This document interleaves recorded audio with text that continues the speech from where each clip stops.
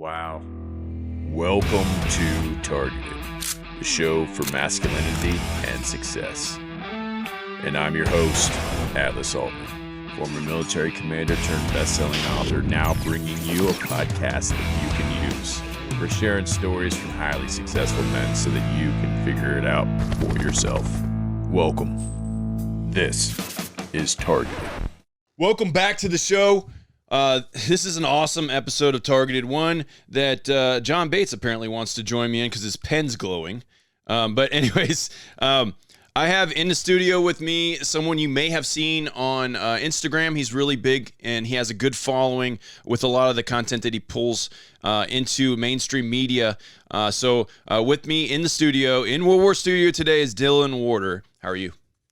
Amazing. Thank you for having me. Yeah, man. So Dylan is the founder CEO of I Believe in You, and he's a men's coach. He's a speaker. He has powerful stories. You can read them on Instagram. If you go into his Instagram profile, you can see in his stories, you can just click through, watch the videos, see the pictures, and you can see this thing that we're probably going to talk about today come to life. So I wanted to get him in as soon as I met him. It was like a couple weeks ago now, wasn't it? Yeah. I was like, dude, you got to come in because you're getting ready to move, aren't you? Yeah. So we only had a couple weeks, so it's good timing. Yeah. All right, but for people who don't know you, how would you describe yourself? I'm a entrepreneur, men's coach, really at heart, just focused on serving others. And now over the last 18 months, that's transitioned to serving God. Yeah. And first and foremost, which has been a wild journey in itself. But I'm disciplined. I'm big on integrity, big on accountability, taking full, radical, 100% responsibility, and just true leadership and performance, which I think performance is a byproduct of true leadership. Guys, I'm sorry. I'm jumping. I'm jumping in my chair. So if you're listening to this and you heard the squeaks, I'm excited because he's saying a lot of things that we talked about before the show that I just want to jump into. Yeah, let's do it. So what are you doing right now? I know you have coaching and that's keeping a lot of your time, but like, how's that going? It's going amazing. My main thing is my SEAL program. So that's for men that are anywhere between 25, 40, 45. That is the main program. So we were talking off camera. Make Men Godly Again is the podcast and the brand that I'm launching. It'll be the umbrella brand. And so Make Men Godly Again is the movement and SEAL is the method. Yeah. See, when you were talking, I was like, I got to get this Make Men Godly Again thing in there because, we talked. The first thing you're going to notice if you're not watching is that he's wearing a cross. He's a man of God. We talked about faith immediately and how it's kind of worked in his life. And you told me, you said you weren't a believer. No, so I grew up in the Catholic Church, and when I was 16, I had the option to finally leave because it was forced by my family, and I ran the complete opposite way for another 16 years. Wow. And I was absolutely repelled by the word God, Jesus, amen, hallelujah, Bible, just anything. And like to the point where if you had like Jesus follower or like the cross that you have in your bio that I also have in my bio now, I wouldn't follow you. Yeah. Like I was completely repelled by it. And it wasn't until I left the job as a police officer. I left the job as a detective on the SWAT team in New Orleans in the prime of my career, had a ticket where I could do anything I wanted. Yeah. And you want to get into that?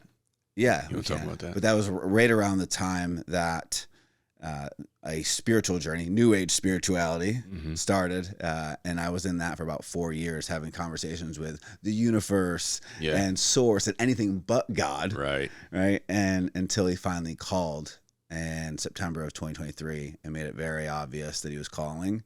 And because he knows me so well, he used the way that I would respond. Well, what was that?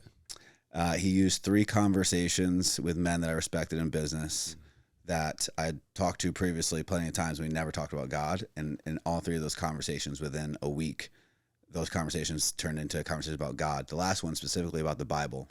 Yeah, I got chills, bro. And I had this rule of like, for years, I had this rule of it came in threes in a short period of time, I lean into it. And I saw it as a sign. And then I got off that last call and I opened up Instagram and I had 3 posts, one after another, from Garrett J. White, Cody Jefferson, and Ed Milet, all talking about their relationship with God. Another 3 men that I respect in business. Yeah. And I'm like, okay, I'm just, whatever this is, Yeah. I'm just going to listen. I'm like, I think I have a Bible somewhere. Yeah. And 10 years prior, my training partner in New Orleans, we had just graduated and finished our Krav Maga instructor training. Yeah. And he gave me a Bible with my name engraved in it. I'm like, cool, thanks, dude, appreciate it. Yeah. And it went on the shelf, and I never opened it. Never opened it. You kept it on the shelf probably because of him. Yeah, well, and the name engraving is a move, dude. It's a move. It's like, it's almost disrespectful to toss, right? But That's true. In that 10 years, I sold everything I owned twice. And then while living in Barcelona, my storage unit in Buffalo, New York got flooded, and all my stuff got destroyed. Wow. Somehow that book made it through 10 years. And it looked like it was destroyed. It looked like a man who had truly opened it every day and used it, but instead it was just waiting for me. And is I that opened the book it. you use now? No, so I have that one still, of course, but I have the Business Bible, which is the one that's like a heavy one, and so I just carry it everywhere with me. That's good. You've been through it all. There's a few books in the Old Testament that I haven't dove into yet, but I have like a process that he's kind of tossing me around all over the place. But I've mainly been in the New Testament because he was doing a lot of work on my heart specifically in 2024. Yeah, and it's been crazy. So before we jump into the story, because he's got an amazing story, guys, you got to listen to this one. But have you ever just opened up the Bible and be like, God, tell me something, and then it's like something bad, and you're like, holy crap, God, not that.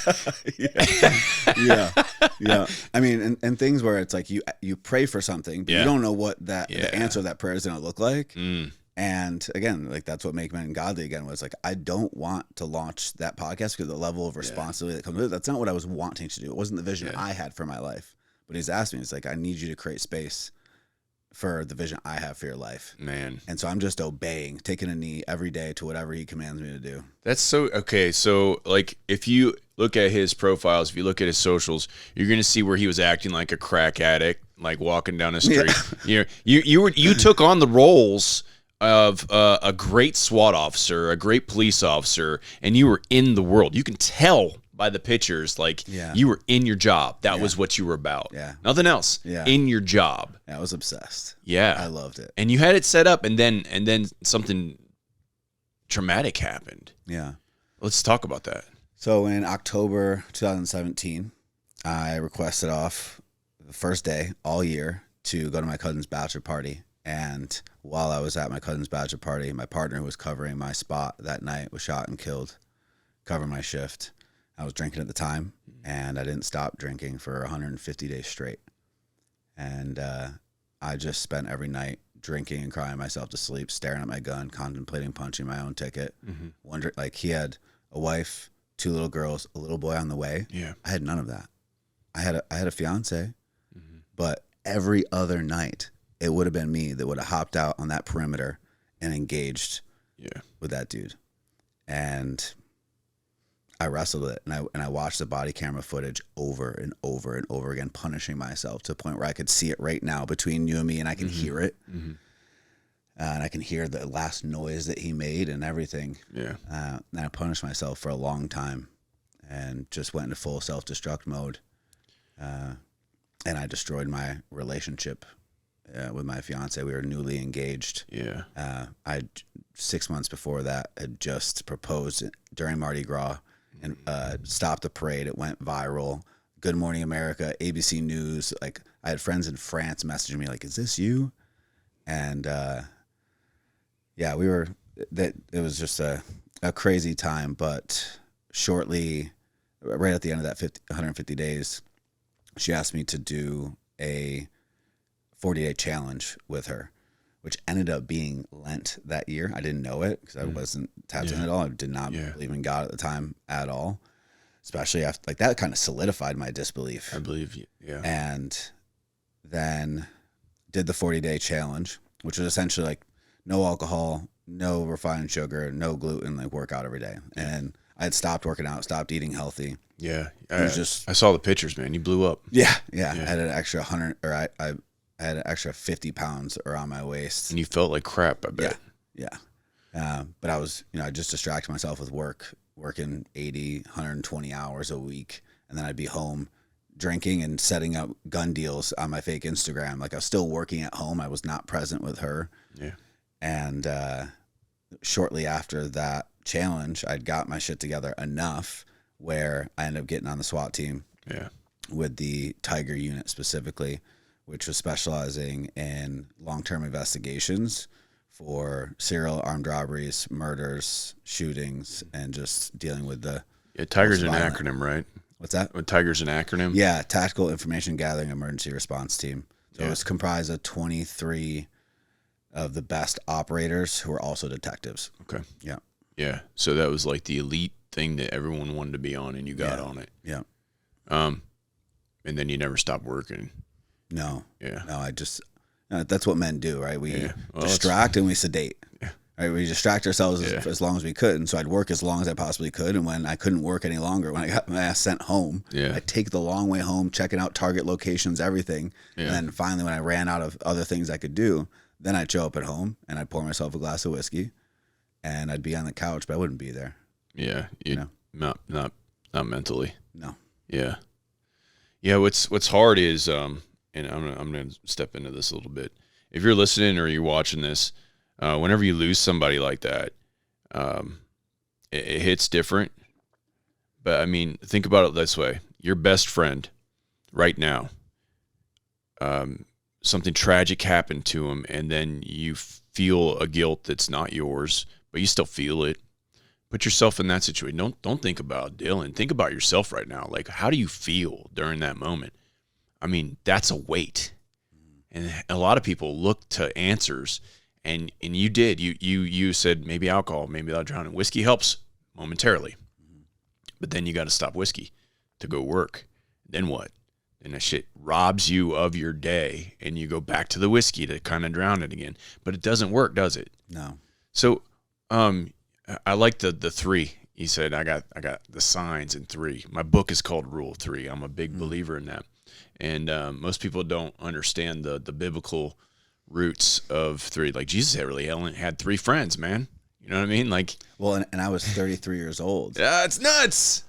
Yeah, that's nuts. Yeah. So I mean that was probably still hard pressed. You were probably still fighting it. Initially, you're like, hey, I got these things. I got 3 messages. I got a call from 3 people. We talked about God, and I thought, yeah, this is it. But you didn't say you committed to that. You said you processed it, but you didn't commit yet. You still haven't committed. What is that commitment moment where you're like, all right, this is it. Yeah, this has got to be it. Honestly, because it was such a rule, I was just obeying my own rule. I wasn't obeying God yet. And so I opened the Word and for 3 months wrestled with it. Like this is written by man. Like there's stuff in here that talks about like if you kidnap and rape a woman but decide you want to marry her, then this is how you do it. Like how could this has to only serve man? I was struggling with it a lot, and I had a deep religious wound, and I wasn't aware of that. I just thought I didn't believe in God. Right. And then I ended up going on a 7-week trip through Southeast Asia with my wife to go see her family in the Philippines. We're like, since we're going to be out there, we'll go to Bali, we'll go to Singapore, we'll check out these other locations that I've always wanted to go check out. And while we were in Bali, I woke up one night from a dream. And in the dream, I was with 5 friends that I grew up in New York with playing basketball with, but we were in Scottsdale walking into a coffee shop, sat around this round table, and I had a book in my hand. And somebody made a joke of like, oh, there's no such thing as like men's book clubs. But that evolved into a conversation about how we still need community, and we don't have community like we used to in a tribe and the support that men need. And that, private men's clubs have been lost in ways of like a community that truly raises each other up. And it was very clear. All the men admitted like, we need that. And they all turned to me at the same exact time and said, and obviously you need to lead it. Oh my gosh. And even in the dream, dude, I wanted to deflect. Yeah. I literally felt it in the dream of like about this, like, no. But something stopped me, and I just said, okay.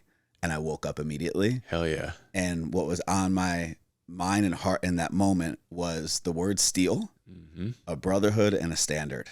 Nice. And then for 2 hours, I got nothing but downloads of the business model, the messaging, everything. I'm like, this can't be for now. I'm not in a position to be able to do this. Like, and more so from a financial perspective of authority and leadership in fruit. Yeah. Right. Because the year prior, my business partners and I Believe in You, we invested $500,000 into a partnership, got burnt, and ended up $1 million in debt to 27 investors. Yeah. And my wife, when she was my girlfriend, had to sell her house to keep us afloat. And I was still digging us out of that hole. Yeah. So I'm like, this has to be for like years from now. Yeah. And so I wrote everything down for that 2 hours and put it on the shelf. And then for like the next 6 months, he worked on me hard. And how did he do that? I felt compelled to step back into a church, and I never thought I would step into a church as an adult ever again. And then from there was a friend who I respected, who was very passionate about his relationship with God and had the fruit to show it. And as a man, like, I don't have a problem with authority, but I have a huge problem with poor leadership. Yeah. And so I'm not going to listen to a man that doesn't have the fruit. I don't care if you're a pastor. I don't care what your position is. If you don't have the fruit, if you do not have a harmonious, fulfilling relationship, if you're not fit and in shape and you're a physical example of discipline, I don't care to hear what you have to say. And so he ended up inviting me to a Bible study called Real Men at Trinity Church here in Scottsdale. And I said no. And they invited me again. I said no. And on the third time, I'm like, dude, it's just your ego getting in the way. Like, nothing bad is going to happen. You can go there, come home, and your life's not going to change. Right. And so I went, but I was picturing like 5 men around a table in like a basement of a Catholic church, just like being Bible thumpers and plastic wrap, sanitized Christian men that aren't actually living in truth and talking about real shit. Yeah. But I walked in, and it was like 450 men that looked like you and me. And I was blown away. And on stage was a man that looked like a rancher, cowboy boots, talking just about real stuff. And that played a pretty significant role in me feeling like, I may actually be able to find my home in a church. Yeah.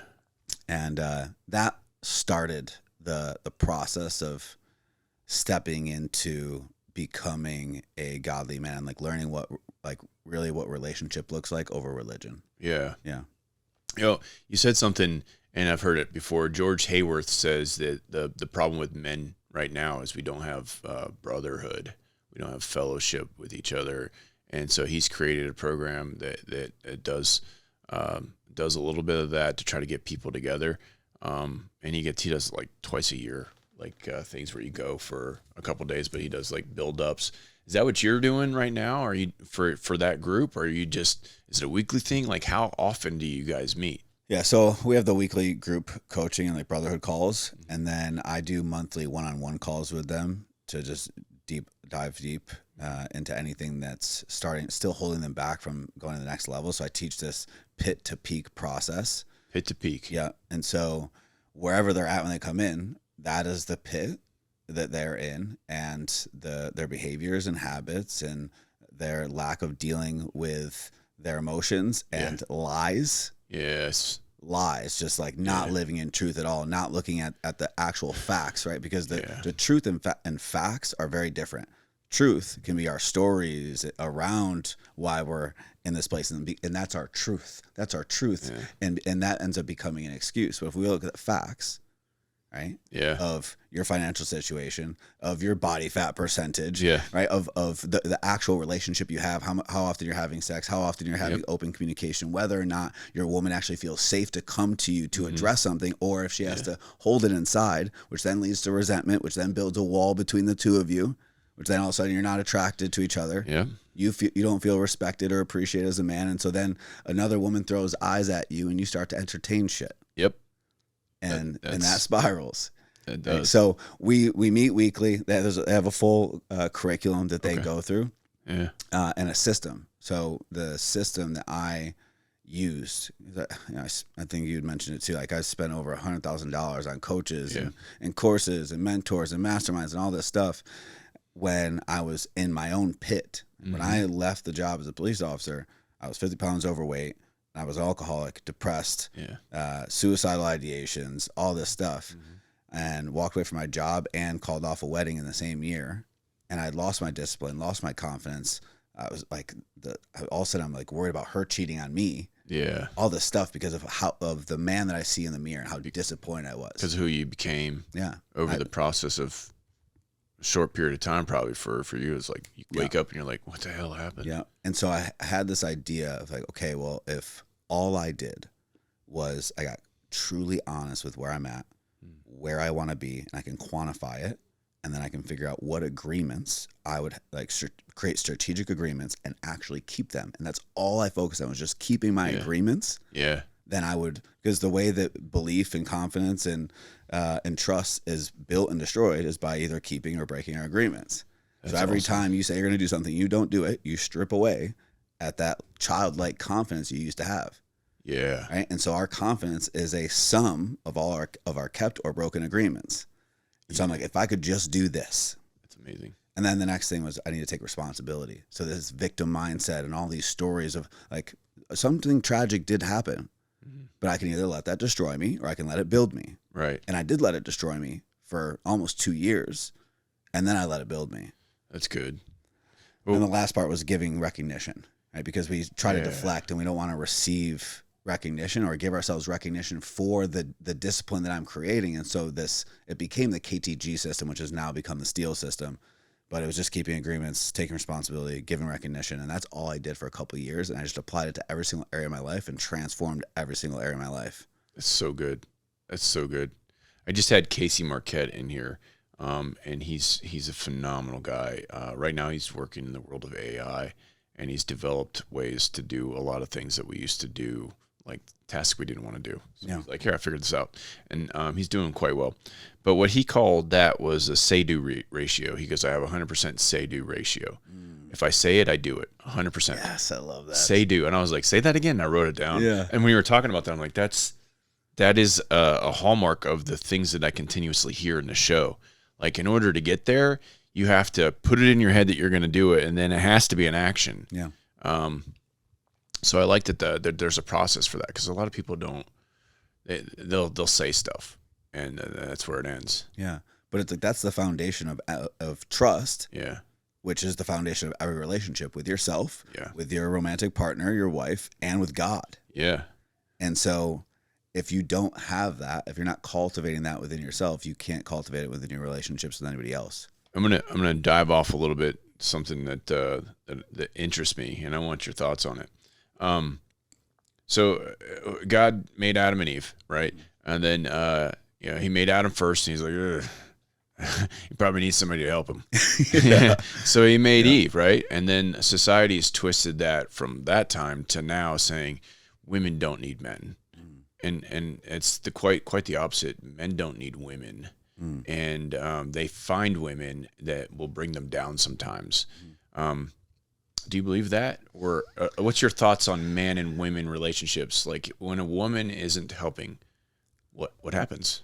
Yeah, I think it's interesting. So, applying it to like modern day, I think at a foundational level, we do need each other. Like it is not good for man to be alone, right? That is also the word. That is also true, because we can be very self-destructive, but it's having the right woman. And the problem now with women and why there's this belief that they don't need men is because for the longest time, they did need man financially and physically to protect them. Correct. Right? And now they don't, to an extent. In our culture. Right? Because they can now go work and they can take it into their own hands, and they don't need someone to physically protect them right now, right in this moment. Right. And so that allowed them to raise their standards. But in that same place of being able to raise their standards of now needing, I don't want you to just protect and provide for me. Right. Physically and financially, I want you to protect and provide for me emotionally and mentally.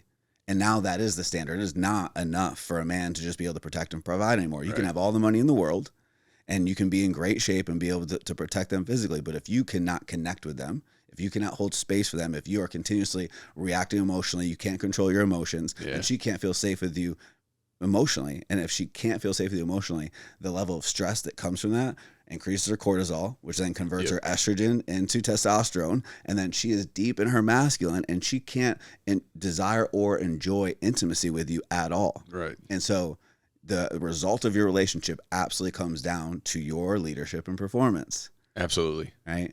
But it's important for men to understand how women got here. And it's important to take responsibility, but not in a way that provides guilt or creates guilt and shame, because that's not productive or it's not, doesn't have any utility to it.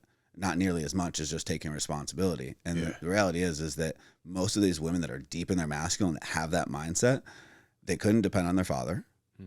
And then they couldn't depend on all the men that they dated. And so over and over again, they're let down by men and eventually just take the mindset on of, I'm just going to take care of it all myself. And they become over masculine, over dependent, hypercritical, right? Which was my wife when we met. Yeah. She was a boss babe, successful real estate agent that's gorgeous. And it's just like her father cheated on her mom over and over and over again. So she watched that through her entire childhood. Sucks. And then was in toxic relationships with men that just did not treat her well and couldn't hold space. And it wasn't until we met, and I still struggled with it, because I'm like, listen, I'm the man. I'm a man of discipline and integrity, and like, I need you to just trust me and like chill out. Yeah. Right. Like, I remember like walking in one day and asking, like, when is the last time you let someone take care of you? Right. Like, help you. Yeah. She just resisted all the support because she didn't want to be let down again. Yeah. And it wasn't even until I realized like she needed to take responsibility for her own healing. I can't heal you, but that doesn't mean that I can't take responsibility for becoming a safe space for that healing. Oh, that's good. And so that is when I really had to get my own emotional regulation in place. 'Cause I have a very large range of emotions. I can feel really high highs and very low lows. Yeah. And I've had to learn to bring that into this baseline of operating right here, with still having access to those.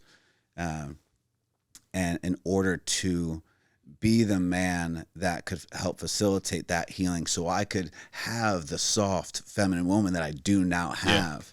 Yeah. But it's Dude, if you meet a woman like that and you know their man, their man's freaking, he's a man. Yeah. Yeah. They're not looking for another man. Yeah. Usually if they find that, I have zero worry about that whatsoever. you know what I mean? It's like, but you can tell if a woman, so I have women that take interest in me in front of my woman, and then she's like, what is going on? I see the crazy eyes, and I'm like, nothing. Yeah. Ain't nothing going on. Yeah. She must not have a good man, and that's all that's going on. 100%.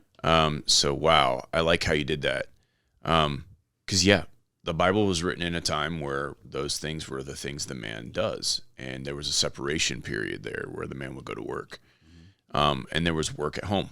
And, there was a symbiotic relationship, but everything's kind of changed, and you have to work in the mental space now. Well, and an option. Yeah.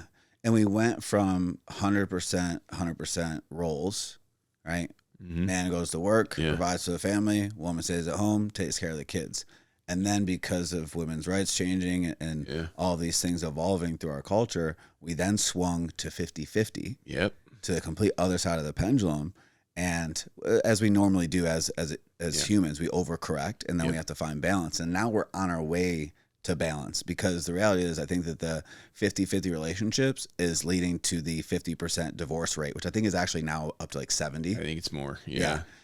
And that's because biologically, the way that a woman's hormones work, if she is constantly in her masculine working because she has to, right? Because the man can't provide financially, or she feels that she has to, right? Then she's going to be in a hormonal balance that, like, when a woman's estrogen is really low and her testosterone is high, she can't handle stress nearly as much. It's the opposite for men, right? And so if she's working constantly, and because she has to, then that in itself builds resentment, and it does so in a very stealth way. Yeah. Right. And so we have a lot of men, and it's tough when you are a man that works a 9 to 5. Like your income is fairly set. Yeah. And so you have to become skilled as a man. And one of the three things, going back to the threes, right, that I teach men if they are in a 9 to 5 and they're in a relationship that's 50-50, is when they come home, they do three things. Physical touch. Yeah. Immediately, because it increases their oxytocin, which helps. A surge of oxytocin is required in order to transition from producing testosterone to producing estrogen for a woman. Yeah. So that is the first step. That's love languages from Chapman. Yeah, that too. Yep. Then the second thing is ask them how their day was. And as soon as you have the opportunity to, ask them how they feel about something about their day, because then it transitions from them operating out of their head to operating in their heart. Yeah. And also helps with increasing the estrogen to get them back into their feminine. I like that, because women won't express that unless you ask them. And a lot of them don't even know. They don't even know. They don't know that they won't either. Yeah. So they feel comfortable because you're asking them. They feel comfortable transitioning. That's great. Yeah. And then you just let her talk and shut up.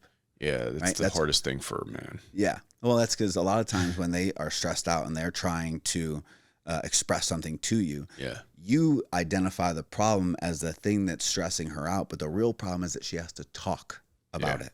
Yeah. And so what is actually solving the problem for you is just listening. Yeah. But we misidentify the problem, and then we try to interrupt because what she's saying isn't solving the problem that we think it is. Yeah. And so we interrupt to try to solve it for them, because we're like, you're not solving this. You're just going in circles around this. They just want to be heard. But if you just shut up, that's it. That's it. And it helps increase their estrogen, brings them back into their feminine. Yeah. And if you just hold space and be quiet, like, you can actually, and so you just do this even for a couple weeks, and you'll see a huge transition. You'll start seeing her initiate sex and all these things if you haven't seen it. And it's a very powerful but simple thing. And we want this like sexy strategy, but like, no, just do this. and then when the conflict actually happens, stay grounded. Yeah. People think it's easy, but it's harder to do in practice. Oh, 100%. And I'm always practicing. Like, I got to just shut up. Can't tell her what the solution is. Just listen to her. Talk and then about ask her whatever if she wants a solution. Yeah. Yeah. That's a big one, right? Yeah. And I'm sure you're getting that as a feedback station. You're like, I asked her and she said no. And it's okay. Yeah. Well, I never asked before. Now I see a big difference, but that's huge. Yeah. What other tips? Oh, wait a minute. Before we go there. Yeah. You talked about your wife's childhood. How was your childhood? Did you have a mom and dad that worked? Yeah, both. Very hard. So they both probably had 2 jobs. Where were you? Auburn, New York. Auburn, New York. Yeah. Okay. So started off in a trailer park for the first few years. So, like, we were poor to the point where like we were living there because a family member let us live there for free. Oh wow. Like I couldn't even afford rent. And I have like my first memory is I was so hungry. My mom was outside talking to a friend. I was 3 years old. It was like right when cognitive memory starts to kick in. Wow. And I went to the fridge, and all there was in the fridge was a stick of margarine. And so I grabbed the stick of margarine. The rest of it was empty. And my mom came in and walked into the kitchen and found me sitting there with the fridge open at 3 years old with a stick of margarine peeled back like a banana, just chomping on it. And she collapsed to the floor, crying, crawled over to me, held me, and just cried because of how, poor we were, and the fact that she felt like she was letting me down. I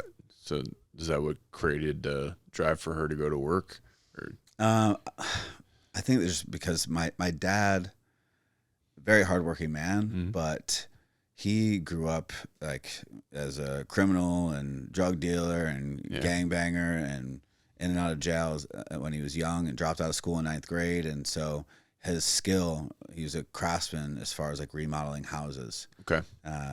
But he never made more than like $25,000 a year. Yeah. And so my mom started working at a community center, Booker T. Washington Community Center. And so I grew up at the community center as like the only white kid. Okay. And, she'd make maybe $30,000 a year. And which at the time wasn't bad. So like my goal was like, if I could make $50K a year, right? $50K a year, like what they make together, like I'll have made it. Yes. Right.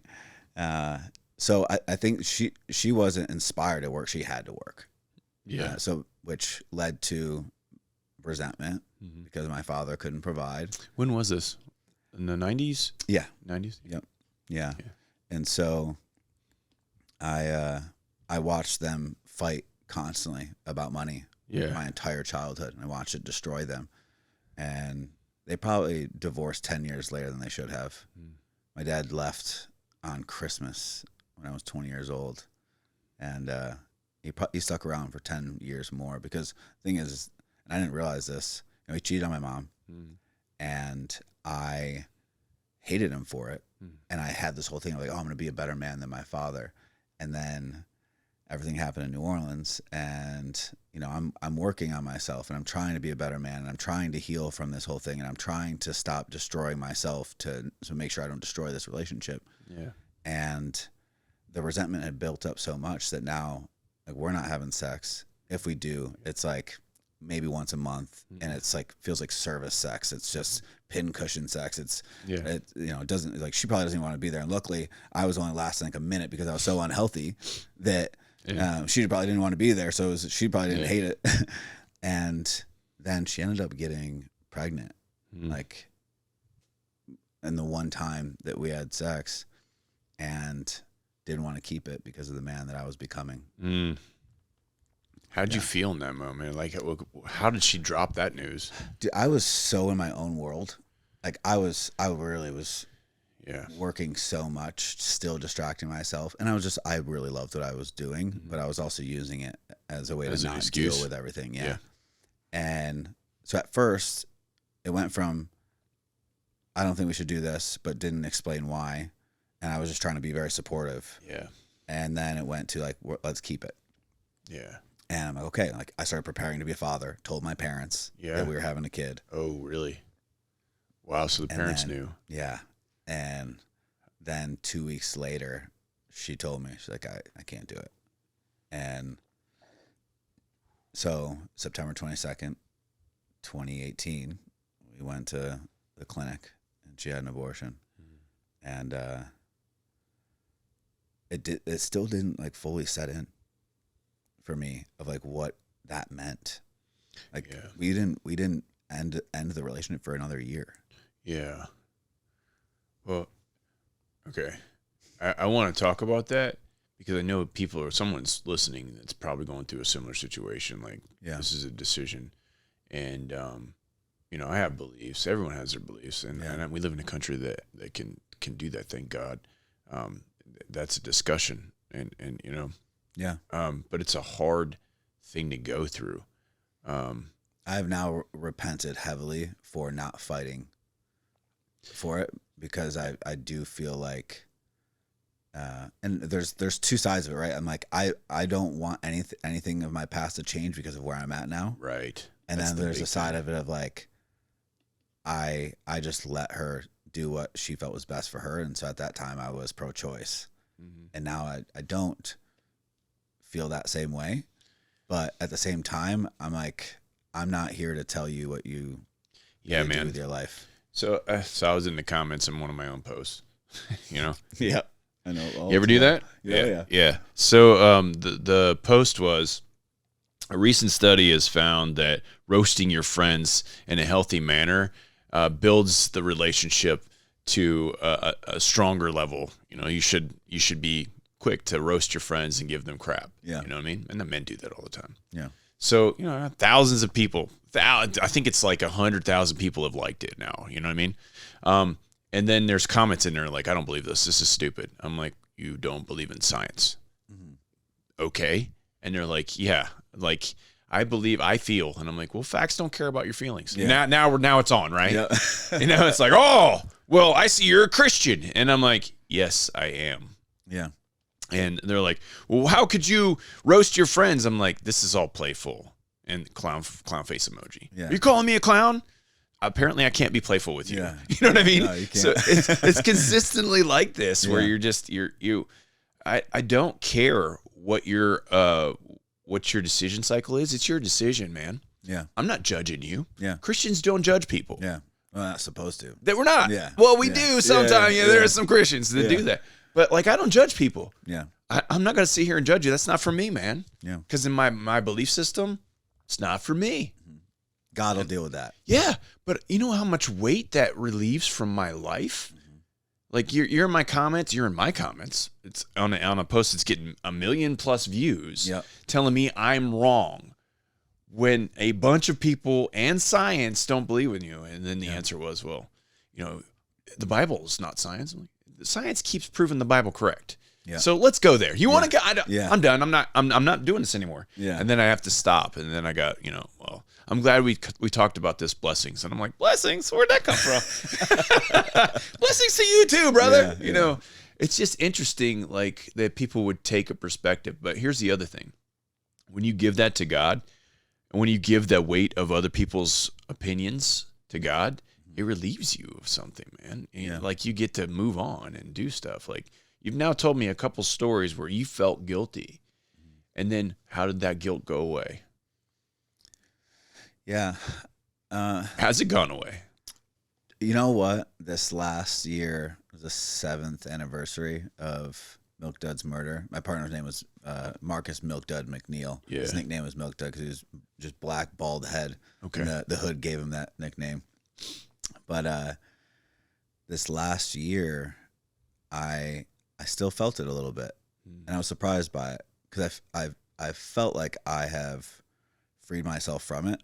But the challenge with it, with healing from something like this, especially when you're involved in situations like, obviously as a combat veteran and all this stuff, like it's easy to tell yourself a story as to why it's your fault. Mm-hmm. But when you finally start to give yourself some grace and you start to really understand, like you're just punishing yourself, but every single one of my guys has a story of that night of why it was their fault.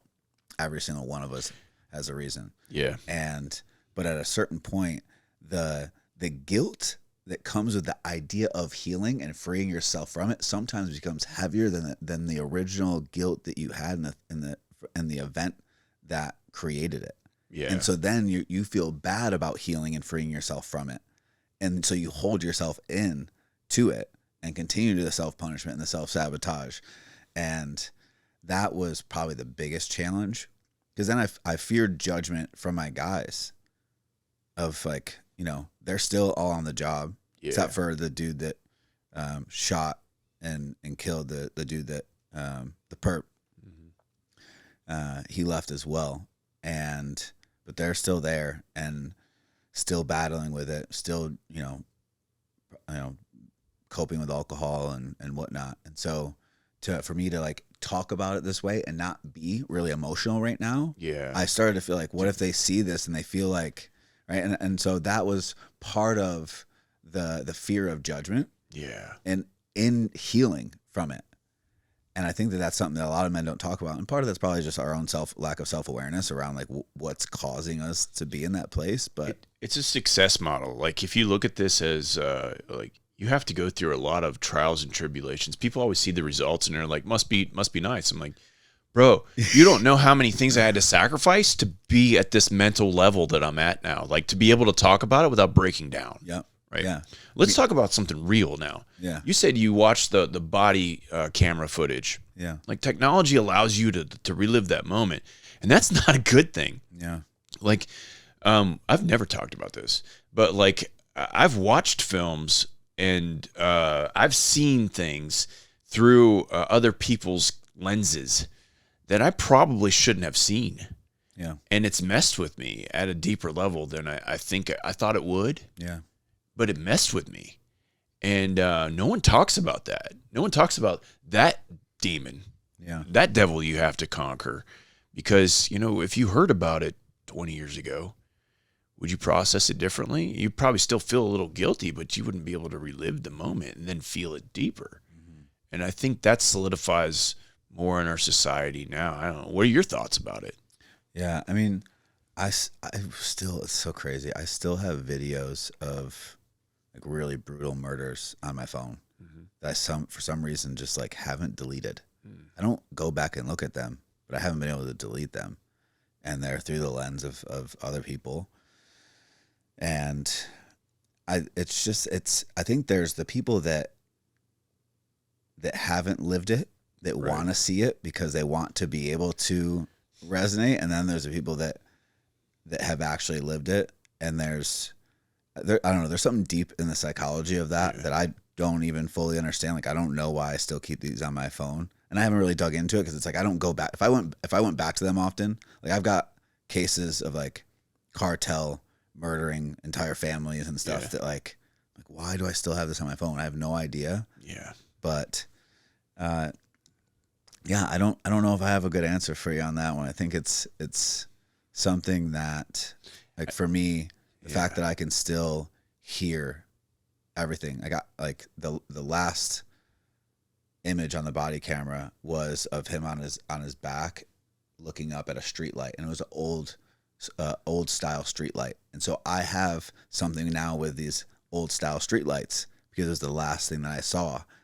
And the house that we just got in Miami has one in the front yard. You gotta be kidding me. And I'm like, what is this? But I think for me, it's like, as soon as I saw that and recognized it, I was talking to my wife when we were looking through the photos, when I realized it, I'm like, I'm going to have to write a new story around that. Yeah, absolutely. Because I don't want to look at that every day and imagine him on his back dead after, the dude shot it. Like, the way that it happened was we flushed him out from this abandoned block, and he came running out, and we were under like heavy scrutiny with the internal affairs because they don't know what it's like to be the police. Yep. And we're on us about use of force. And so Dud pulled out his taser first, and instead of de-escalating from gun to taser, he pulled out his taser first, and they wrestled. He tried to tase him, got him on the ground, got on top of him, and gave him too much room, which is a training problem. Yep. Because they only train you enough to get you killed. And the dude had enough space to reach in and grab a revolver that was painted orange as if it was fake, and turn and stick it in his gut and shot, and pushed him off, and then stood over him and shot him twice in the head. And then ran. And my other partner, Stefano, paralleled him running through the block, and they came to a face-to-face about 50 yards, and Stefano was a machine gunner in the Marine Corps, combat veteran, put 5 rounds downrange from 50 yards away, hit him 3 times. First one was in the jaw, blew out his entire teeth, and the dude turned because of it, and he shot him twice in the asshole, blew out his dick, dropped him like a sack of potatoes, took off running to try to get to Dud, and when he got back, the dude was gone. And he ran into an apartment. We found keys and teeth and blood at the bottom of the stairs, and called the SOD, the SWAT team, expanded the perimeter, and then eventually his girlfriend called an ambulance for him, and we were able to get him, and now he's serving life. But that wasn't the question he asked. But no, man, no, yeah, turning him into a eunuch is it's got to feel a little bit like retribution. But man, that's a powerful thing to watch every night for a long time. Yeah. So I have this thing with PTSD. I don't like the D on PTS. I think post-traumatic stress, it happens to the peacemakers, you know what I mean? Like, you're going to get stressed. But the disorder part, it goes away whenever you can figure out how to deal with it. So when I got out of the military, they looked at my career and they were like, you have PTSD. I mean, immediately they just diagnosed me with PTSD. Yeah. And I was like, no, I don't have a disorder. And I went to the psych and they cleared me. But I had to fight against that label, if you will, to say, hey, no, I don't have a disorder. And I was wondering, like, is that something that you've had to deal with? Like, at a personal level or professional level, is that something you want to talk about? Yeah. For me, it came in the form of, like, similar to how I can see the body camera video between you and I, like right now, I can watch it and hear it. That was kind of how it would play out for me. Okay. So whether I was, walking down the street or wasn't just anywhere in public, now that I was in a different environment, like 'cause I moved up to Buffalo after I walked away, and then I was in Barcelona, and I would have these scenarios playing out, and it was like it was real. Yeah. Like I was there. And so even when I moved here to Scottsdale, there was like one of the first times that it happened was me and my business partner walking down the street on Scottsdale Road towards Sip Coffee Shop, and this car sped up to the light about to turn, and what I saw was a dude coming out of the window. Yeah. And played out in my mind as if it was really happening, and I pushed Joey towards the vehicle to make it harder for him to get us. Get that angle. Yeah. And it immediately adrenaline just flooding my entire body. Mm-hmm. And then, the car turned and kept going, and nothing actually happened. And Joey wasn't even aware of what just took place in me. And that would happen at first multiple times a day. And I didn't realize it at the time, but I ended up doing 75 hard. And about 6 months after I left the SWAT team, I found myself standing in the mirror in H&M. Couldn't find any clothes that like looked good on me. And I'm just like pissed at myself and like broke down crying. Like, fuck this, dude. Yeah. I've got to get my shit together. Yeah. This is not who I am. That's when you did 75 hard. Yeah. And 75 hard is 75 days of basically getting yourself back to where you were. Yeah. 2 workouts a day, 45 minutes each, no alcohol, gallon of water, 10 pages, so on. And so I did that, but I added a cold shower. Okay. At 4:40, I had a rule. It was that it had to be within 5 minutes of waking up. And so I would wake up at 4:40 every morning, and I would charge my phone in the bathroom and set the alarm. So I'd walk in, close the door behind me, turn it off, and at first I just would force myself straight into the shower. Yeah. And then I started waiting. Andy Frisella talks about your bitch voice, right? Yeah. And so does Dave Goggins. Yeah. and it was waiting for me every morning when I woke up, it giving me an excuse as to why I should talk myself out of it. And so I started waiting for it to about to talk me out of it. And then I'd force myself in the cold shower, essentially proving that I'm in control. And I didn't realize it at the time. I was just, reforging mental fortitude and strength. Yeah. And getting my discipline back. But I really believe that it actually helped me dial in and deal with my PTSD or PTS, say, right? Because I believe the same thing. I hate how I was at Murphy's Law last night getting wings for the last time because they're the most amazing wings. Yeah, they're great. And I heard this chick next to it was like, "Oh my God, that gives me PTSD." Like, I hate how much people throw it around. Yeah, it's commonplace now. Yeah. But I really believe that those cold showers, doing it, I've been doing it for 6 years. Yeah. And, or cold plunge, yeah. But it's because it doesn't ever become less comfortable. Yeah. Or become comfortable. It is always uncomfortable and always sucks. Yeah.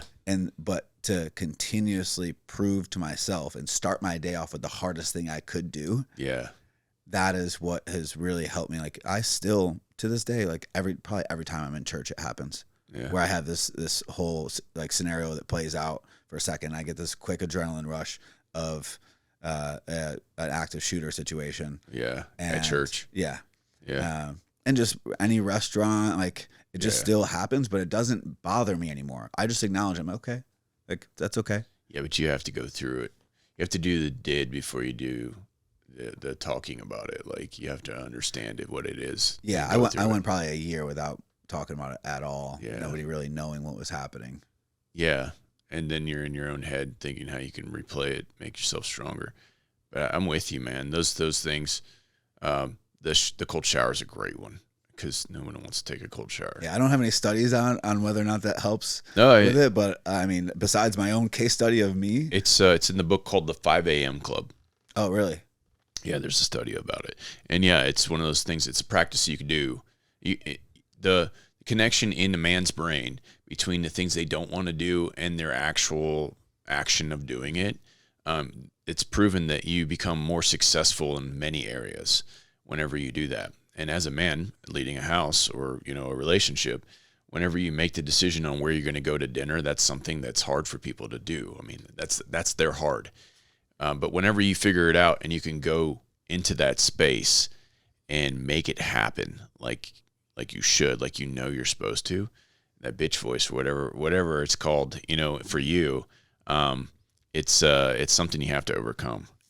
It's honestly, for me, I've gotten to the point where I don't actually deal with negative thoughts or doubt often at all.